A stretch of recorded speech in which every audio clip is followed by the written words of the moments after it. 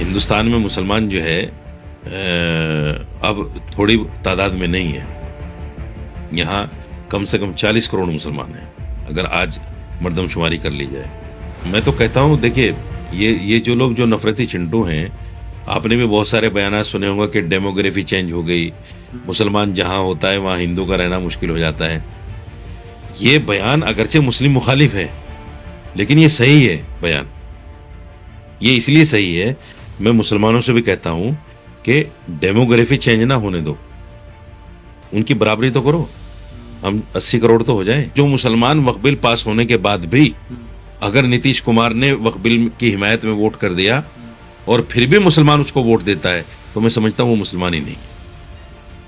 मुसलमान को वोट ही नहीं देना, मुसलमान को वोट देना ही नहीं चाहिए अगर वो हिमायत करता है वक्फ बिल की।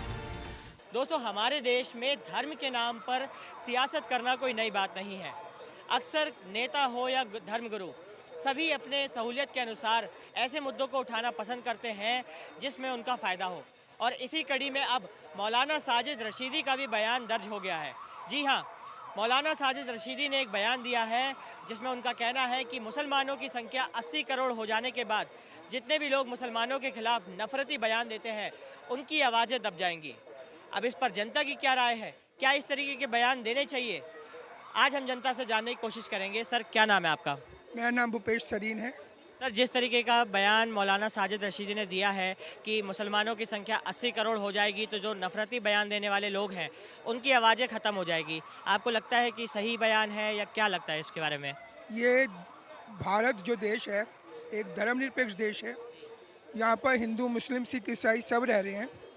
80 करोड़ मुसलमान हो जाने पे क्या होगा वो तो मैं कह नहीं सकता, लेकिन 80 करोड़ से ऊपर हिंदुस्तानी हैं, तब भी ऐसी बातें कहने का ना तो हिंदू को कोई मतलब है, ना कोई औचित्य है, और ना कभी ऐसी बातें कही जाती हैं। और अगर कोई एक विशेष धर्म ऐसी बातें करता है तो ये बातें बोल के वो अपनी संकीर्ण विचारों को ही प्रूव करता है। इसमें किसी का भी कोई कहने का कोई मतलब ही नहीं बनता है। उन्होंने अपने बयान में ये भी कहा है कि जो बाकी समुदाय हैं वो लोग हम दो हमारे दो की नीति अपनाते हैं परिवार बनाने के लिए, लेकिन मुसलमानों को इसे मानने की ज़रूरत नहीं है, मुस्लिमों को ये मानने की ज़रूरत नहीं है, और हमें 80 करोड़ होना चाहिए, हमारी जनसंख्या 80 करोड़ होनी चाहिए। आप 80 करोड़ नहीं 160 करोड़ कीजिए, लेकिन हिंदुस्तान की बाकी आबादी भी यहाँ पर रह रही है। एक लिमिटेड रिसोर्सेज है और उन रिसोर्सेज में सभी संप्रदाय लोगों का अधिकार है। किसी एक पर्टिकुलर संप्रदाय का अधिकार नहीं हो सकता है, और ये कथन कहना बिल्कुल ही गलत है। और फ्रीडम ऑफ स्पीच का मतलब ये नहीं है कि आपके मन में जो भी विचार हैं आप उनको इस तरह से गलत भाव से व्यक्त करें। इस पर फ्रीडम ऑफ स्पीच के हिसाब से उनके ऊपर कोई पर्टिकुलर कार्रवाई भी होनी चाहिए। अपने बयान में उन्होंने, हमें जो सुनने को मिला, उन्होंने ये भी कहा कि वक्फ बिल जो आने वाला है सरकार की ओर से, उसको जो भी मुसलमान सपोर्ट करेगा उनके हिसाब से वो मुसलमान ही नहीं है। और अगर नीतीश कुमार को बिहार जो चुनाव आने वाला है उसमें अगर मुसलमान सपोर्ट करता है तो वो भी मुसलमान कहलाने के लायक नहीं है। क्या लगता है कि इस तरीके की नफरती बयान से आगे देश कैसे हालत में पहुंचेगा? मैं जिन भाई साहब ने ये वक्तव्य दिया है, मैं उनसे यही पूछना चाहूँगा कि क्या मुसलमान जो मुसलमानी देश के जो सिटीजन्स हैं, क्या वो उनको इतनी तवज्जो देते हैं कि उनकी इस तरह की बातों को वो मानेंगे?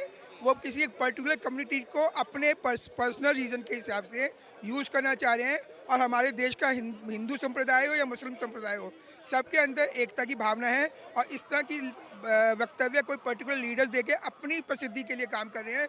वो ना तो हिंदू के लिए काम कर रहे हैं, ना मुसलमान के लिए काम कर रहे हैं। इस तरीके के बयान जो एक तरफ की प्राथमिकता रखते हैं, ऐसे बयान हिंदू नेताओं की तरफ से भी आते हैं। योगी जी की बात करें अगर, तो उन्होंने भी बयान दिया था बटोगे तो कटोगे। तो फिर अगर वो बयान दे सकते हैं तो दूसरे धर्म के लोग क्यों नहीं? उन्होंने बोला बटोगे तो कटोगे, उन्होंने ये नहीं बोला कि मुस्लिमों से हटोगे। बटोगे के कटोगे मतलब कि उनका, उन्होंने ये नहीं कहा कि बटोगे तो कटोगे। उन्होंने ये कहा कि देश के अपने रिसोर्सेज हैं, उसके हिसाब से आप चलिए, और हर एक का इस रिसोर्सेज में ऊपर सबका अधिकार है। इस तरह की अगर कोई भी नेता, कोई भी पर्टिकुलर नेता अगर इस तरह की वक्तव्य देता है तो मेरे हिसाब से उनके ऊपर उचित कार्रवाई करनी चाहिए, कोर्ट को आना चाहिए बीच में। फ्रीडम ऑफ स्पीच के मतलब ये नहीं है कि आपके मन में जो भी वक्तव्य है आप वो बोलते जाएं।